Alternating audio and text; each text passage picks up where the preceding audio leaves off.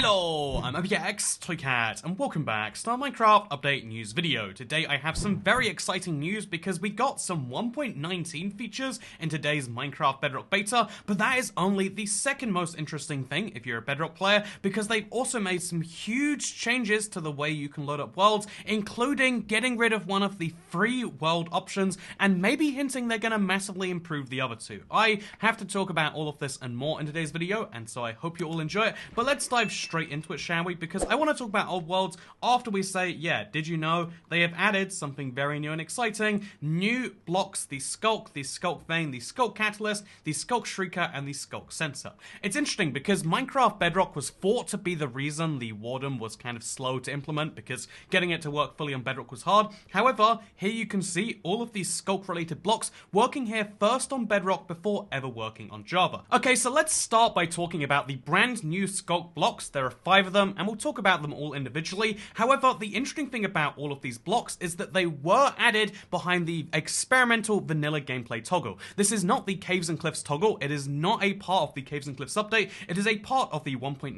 update. You can also tell that from the fact that this is beta 1.18.0.22. So yeah, very interesting stuff that they're adding 1.19 features and starting to experiment with them this early on in the development cycle. Again, before 1.18 is even finalized, let alone released. But yeah, let's talk about each of these 5 blocks individually. If you want to experience them, you need to not only have the beta, also have the experimental gameplay toggle on, and if you do, you'll find blocks like the Sculk Catalyst. Okay, let's start with my first test of, oh, there we go, the Sculk Catalyst. So this is the first of the 5 new blocks you need to know about. When a mob dies around the Sculk Catalyst, it converts them into Sculk, either Sculk Veins or Sculk Blocks. I'm guessing it's dependent on the surroundings, so if this guy dies... Actually, do multiple Sculk Catalysts also convert the same death into different things? Let's find out. Apparently, they both do. But as you can see, it converts blocks around them into Sculk Veins or into the Sculk Blocks themselves. These Sculk Blocks, or just Sculks as they're called,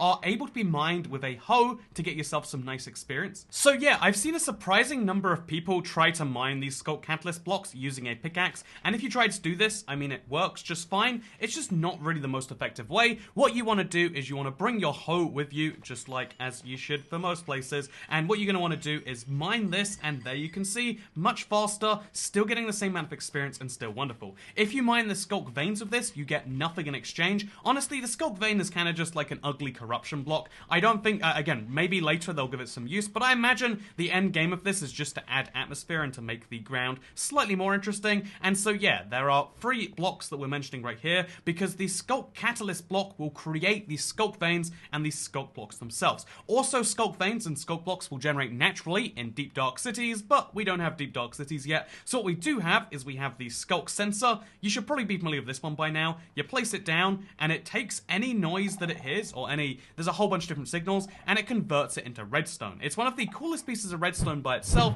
but it's also, again, it's not just used solely for those redstone purposes. It also does have a use in the default game when you combine it with the Sculk Shrieker. I guess also it has a use combined with the Warden, because when the Warden hears that you're nearby, he's going to be alerted by this little noise. But what's worse than this little noise that alerts him of your position is something that alerts him that he should spawn in altogether, because this is a Sculk Shrieker. If we combine this Shriek Skulker with the the Sculk block itself, then you can see something at the Sculk Sensor. You can do something very interesting, which is that this, when it's near enough to that, will activate it. As you can see right here, if I do some maybe louder jumping around on the thing itself, as you can see, what will happen is this will activate. I just realized what a cool texture this is, by the way. It's 2 little souls swimming around in this. You know what, the Sculk Catalyst, one of the cooler looking blocks. But yeah, this thing will be activated by the Sculk Sensor. Obviously, the closer the proximity, the easier that happens. And something that happens when it does activate, I don't know why it's not happening now. Do I have to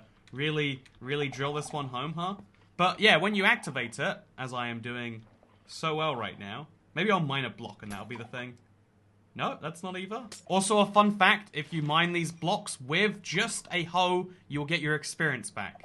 Although, these, you can get the full block. Let's place that right on there.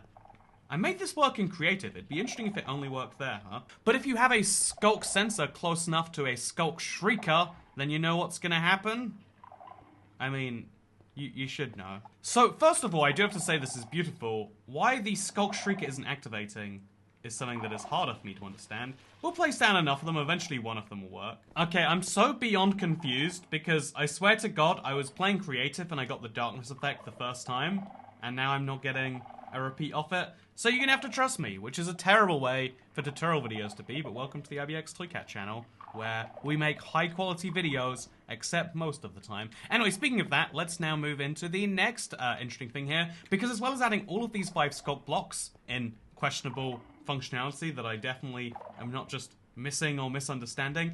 Okay, so the other thing they've added in this update is, boom, there's a new music disc. Are you familiar with this one? Other Side by Lena Raine. It's pretty good.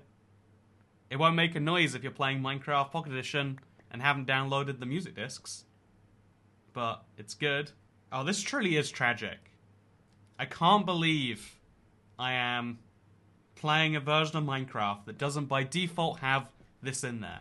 That's why if you're an Android or iOS player, you need to make the upgrade soon, because just looking at these little icons on the screen, it's not as good as Lena Raine's Other Side. But you know what else isn't as good as Lena Raine's Other Side, but still worth talking about, is the fact that in this update, they've finally done something which I think is bizarre they haven't done before now. They've given you full control of your render distance. Previously, if you had a render distance that Minecraft recommended of, let's say, 8 to 24 blocks, you get weird increments along the way. However, now, if we can go between, I think it was 5 and 24, or 20 maybe, we can now do every individual chunk number between those. So 12 is our recommended, and anything above that gives you this little yellow warning flag, and so very interesting stuff. But we can now set 20 chunks, or if 20 is just a little bit too little performance, because again, right now you can see from the FPS counter at the top there, we're averaging about 50 frames per second, okay, about 40 frames per second. If it's like, okay, I want to see far, but maybe just get a little bit better performance, you can go in there, and you can, of course, go down to video again and be like, yeah, actually, I think 19 chunks will be fine. And as you can see, 19 chunks will give me very slightly better performance because it's rendering in 5% less Minecraft. It's actually more like 10% less Minecraft because it's a circle area, and to work out the radius of a circle, you do pi r squared. And so the radius, it's like how a 14-inch pizza is like double the size of a 10-inch pizza. You know, are we here to talk about pizza sizes? I think we should be here to talk about pizza sizes. But no, instead what we're here to talk about is the other exciting change in this update, which is actually the opposite of exciting and is very tragic if you're a Minecraft Bedrock player, or even worse, a Minecraft console player that has been moved to the Bedrock world, because one of the really cool, weird options in Minecraft Bedrock is the old world type. Let me show you how you access it in the current beta where it's been removed. As you can see, when you load up a new world type, you pick your seed, you pick whether you want to have a map, a bonus chest, all the basics, and then what you also can do is pick your world type, except now the world type are limited to flat and infinite. And remember, this is not super flat, this is not, ooh, we can, no, this is a world that just has green grass going everywhere, and we have the infinite world type, which is also just known as Minecraft generation.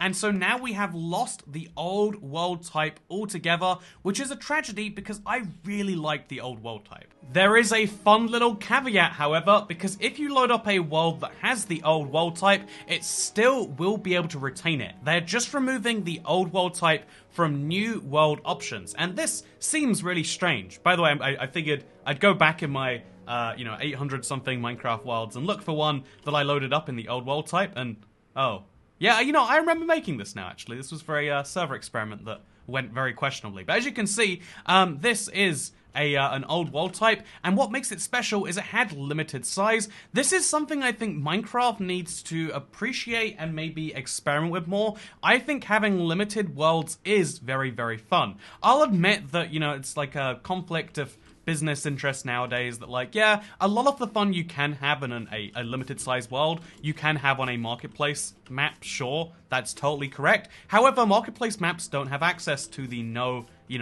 cheats, achievements turned on kind of game mode, and so it's not real pure survival. I feel like pure survival in weird and interesting limited worlds is a fun thing, but I guess it's something Minecraft isn't experimenting with anymore, and they gave an official clarification on their wonderful little blog post that they put out alongside it, and I wanted to read that with you today. Because on the changelog, all they wrote is that they removed the old world type option from the create new world screen. They locked old worlds to base game version 1.17 1.18.40, which is actually pretty wild because it sounds like you won't be able to experiment with Caves and Cliffs Part 2 features in an old world or anything that comes out after that point, because again, Minecraft can emulate its older versions via some crazy stuff they do, and then existing old world types will still be playable, but will not be updated with 1.18 features, and that means any update beyond 1.18 won't be accessible in there. However, there is one way out of this, because if we look up our exact same China world, then fortunately what you can actually do is there's a button all the way down here you might not know called Make Infinite, and if you hit the Make Infinite button, it makes a copy of the world. Thank God it's not the main copy, and then it makes the old one called China Old, and then this particular world is now infinite in nature, which means when we load it up, previously what used to be this mess of, I don't even know how we describe the mess, but previously this 256 by 256 world is now, as you can see, an infinite world in every direction. And although the terrain doesn't join up, I'll admit in this case it's because I tried to make a scale copy of Minecraft of China in Minecraft, but although the terrain will never match up anywhere near perfectly, the fact is you can fix these worlds, you're not stuck with it.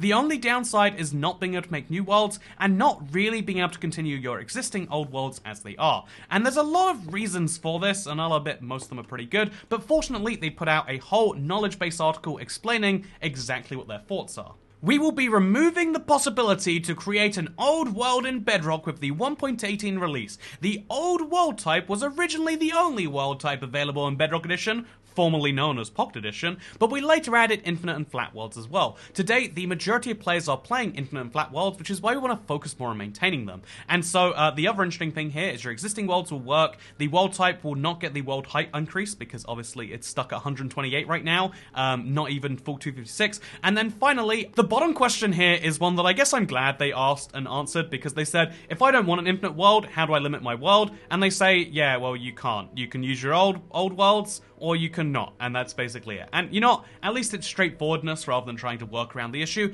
However, there is one positive piece of information from this article, and that is that today, the majority of players are playing infinite flat worlds, which is why we want to focus even more on maintaining and improving the quality of those world types. And it could be that this is just, marketing speak for we're getting rid of something because no one uses it and it's too much work, but I see this as trying to make both of the existing world types, flat and infinite, actually good, because old has been broken for so long. I actually have been it's been in the editing stage for about 6 months now, but I did 100 days of survival in an old world type back when 100 days was probably more relevant than it is now. But I did 100 days of survival in an old world type. There were so many bugs. In addition to just the world not working how it's meant to and having no never and no end, the world was so buggy that, I totally understand why you want to have a more consistent experience. However, if this is true that they do want to maintain and improve the quality of the existing world types, we need to make, flat into super flat. We need to make, actual options available for people to customize their world experience.